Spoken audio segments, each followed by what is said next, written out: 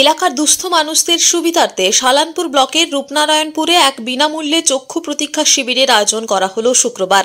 আসানসোল পৌর নিগমের নির্দেশে ও এক স্বেচ্ছাসেবী সংগঠনের উদ্যোগে রূপনারায়ণপুরের নান্দনিক হলে শিবিরটি অনুষ্ঠিত হয়।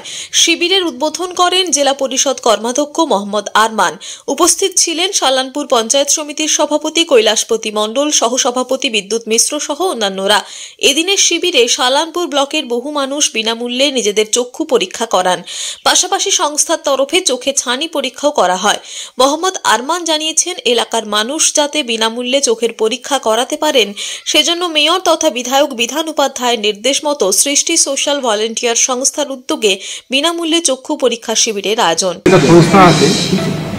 সেই সংস্থার উদ্যোগে একটা আইটেম চলছে এবং এটা আমাদের মাননীয় মেয়র সাহেবের অনুমতি নিয়ে, যেহেতু সংস্থাটা তো আসানসোলের আছে, তো ওনার কাছে অনুমতি নিয়ে আমরা এই করাচ্ছি। এখানে যারা গরিব মানুষ থাকে তাদের অনেক চোখের সমস্যা থাকে, তো তাই আমরা এটাতে করাচ্ছি যেন সবাই যেন চোখের আলো যেন সবার ভালো হয় এবং যে ছানি ব্যাপারটা থাকে সেগুলো যেন সবার করা হয়।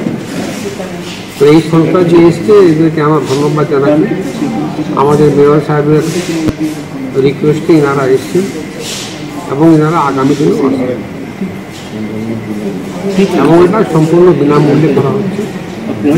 সব রকমই তারা ছোট যে সংস্থা।